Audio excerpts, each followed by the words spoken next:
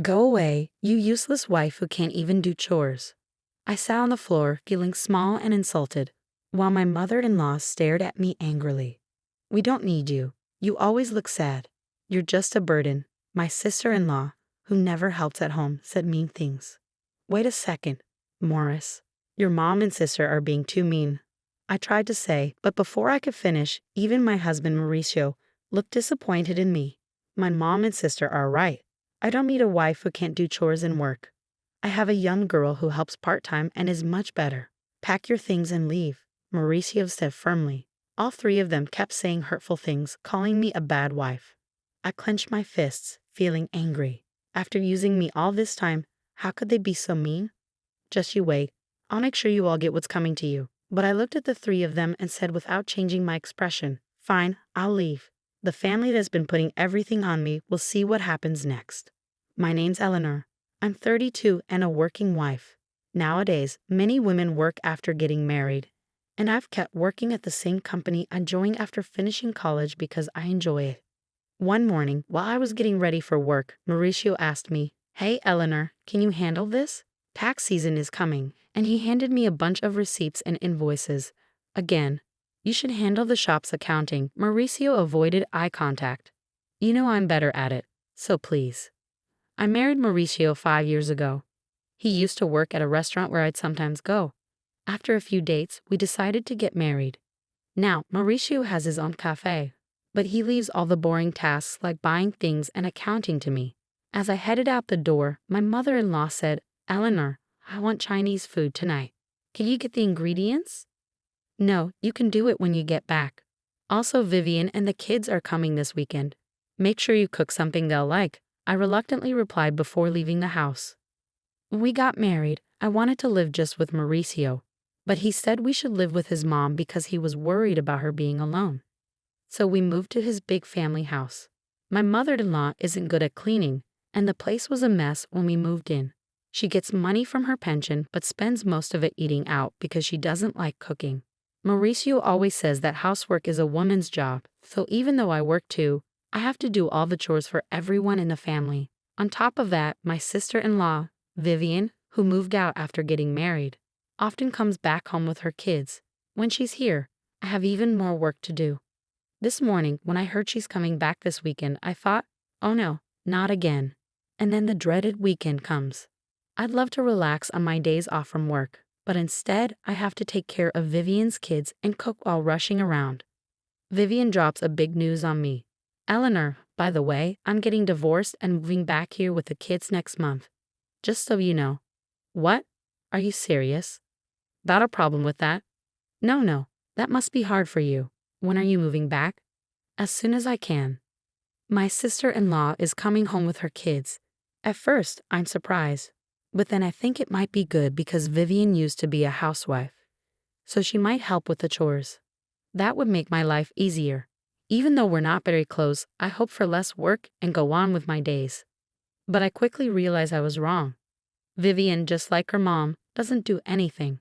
She spends all day watching TV and eating snacks. She doesn't work or help around the house. Her laziness with chores was one of the reasons for her divorce. Now I have to do all the chores, even making meals for her fussy kids and getting them ready for school. As time goes on, my job gets busier with a new project needing more hours and early mornings. The house gets messier and messier. Coming home to a messy house is really disappointing, but everyone keeps asking, "When's dinner?" Or saying, "You're so slow." To make things worse, Vivian and my mother-in-law start making rude comments. "Eleanor, the laundry is piling up. Just because you work doesn't mean you can be lazy." But I'm busy too. When I try to explain, Vivian interrupts, talking back to your mother-in-law. "You're so brave, Eleanor. And you've been buying all the meals. That's not good for the kids. If you're home, can't you help a little?" What are you saying? Mauricio owns a business. You don't have to work. You're just selfish. So be a perfect wife. I couldn't believe it, and they acted like it was normal. That night, I was so mad I could burst. So I talked to Mauricio. "I'm busy with work, and neither your mom nor your sister is helping with the chores. Are you saying bad things about my mom and sister Eleanor?" Mauricio looked at me angrily. I said surprised, "No, that's not it. But I can't do all the chores alone." Could you help me a bit?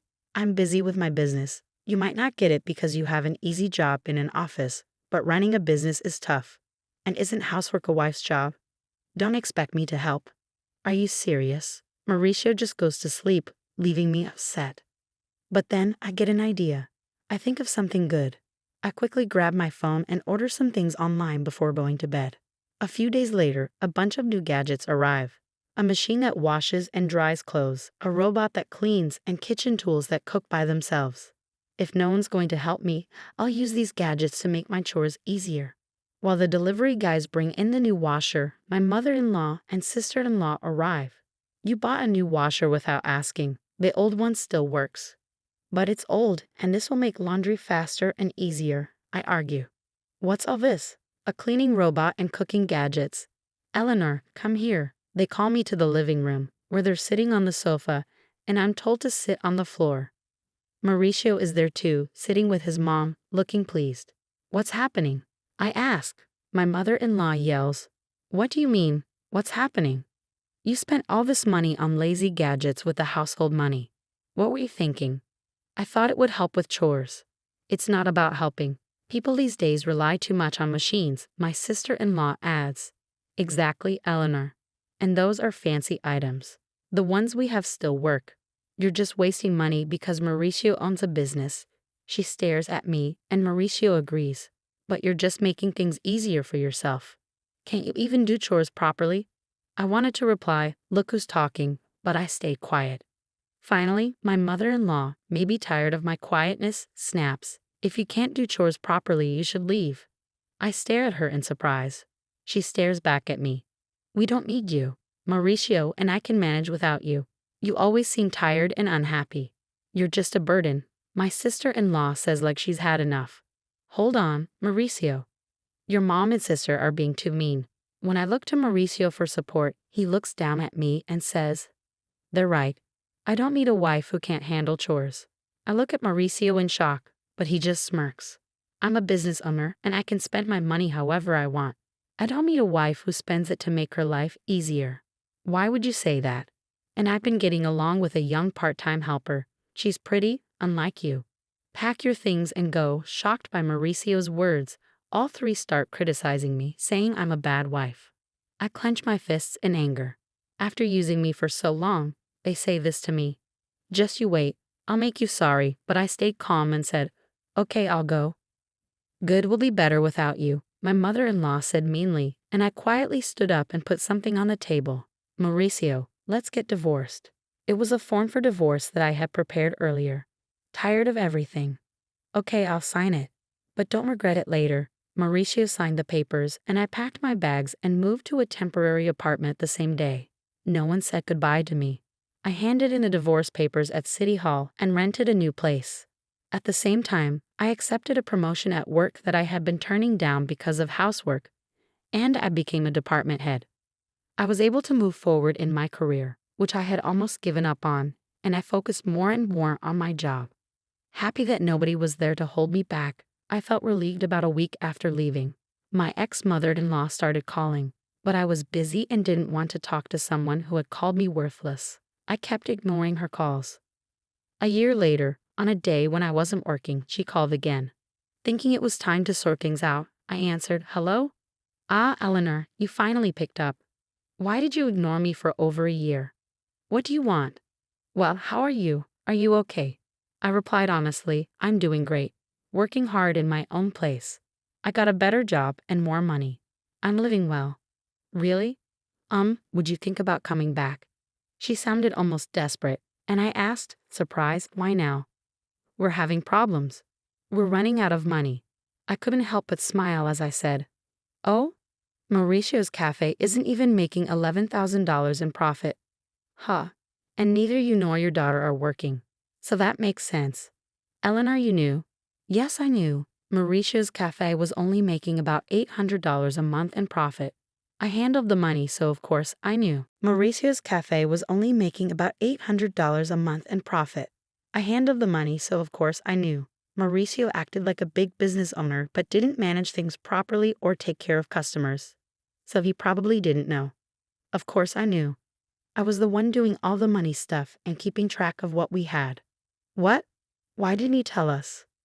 I didn't know you were a big manager at a company and giving so much money for us to live. Yeah, I was giving over $3,000 every month. That's how we all managed. I was adding my money to help because I knew Mauricio's shop wasn't making much. Maybe Mauricio realized he couldn't handle things without my money after I left. Please, Eleanor, come back. Oh, by the way, what happened to Mauricio's shop? Ignoring my ex-mother-in-law's request, I asked, is Mauricio's shop closing next month? Even the part-time helper left him. It's not surprising with such bad management, he can't run a business. And he's too proud to do what he needs to do. No woman would want to be with a man like that. I laughed, and my ex-mother-in-law didn't know what to say. Can we finish? I'm busy, she quickly said. Also, the house has been a mess since you left. She said the house was a mess because no one was cleaning. The house was messy. Nobody was cooking, so they had to buy meals, and they couldn't even buy a new washing machine. It would have been nice if you left those machines, ex-mother-in-law says. What are you saying? Those lazy machines? And why can't I take what I paid for? I shouldn't have said that, but I never thought the house would get like this just because nobody was doing chores, I said, getting a bit annoyed. Isn't it strange that 3 grown-ups can't handle chores? What are your daughter and Mauricio doing? She whispered. Well, Mauricio is sitting at home all day, doing nothing since he found out his shop isn't making money. He said he could spend his money however he wanted because he's a business owner. And Vivian won't work, no matter what I say. She doesn't do chores. And she even asks me for money for herself and her kids. My pension is running out. Really? Your daughter told me she didn't need me because she had you, I said coldly. My ex-mother-in-law tried to be nice again. Please, Eleanor, my pension isn't enough for us anymore. I don't want to go back to that house. Your children are quite the freeloaders, aren't they? She didn't know what to say. As I was about to end the call, she kept talking. Eleanor will change. Please come back. Let's all be happy together again. Sure, be happy with a useless wife, I interrupted, and she struggled with her words but kept begging. I'm sorry for what I said. We're family. Help us. We can't even pay the taxes for the house. We'll have to sell it. I don't have to help you, and I don't want to. Figure it out yourselves. Goodbye from your useless wife. I hung up and blocked her number, ignoring her cries. Sipping my coffee in my tidy apartment, I chuckled. 3 months later, I happened to walk past Mauricio's cafe. It was closed. Even their house was sold. According to a neighbor I met, they sold the house and moved to a small apartment nearby. They caused trouble in the neighborhood, always fighting and making a mess. People complained a lot. They could have worked hard and taken care of their home. But they didn't, which wasn't surprising. I looked at their old house and walked away. Since then, I've focused on my work. Recently, a nice colleague told me he liked me, saying, I love how you work so hard. Let's date and maybe get married. I think my next marriage isn't far off, and this time, I'm excited to find happiness.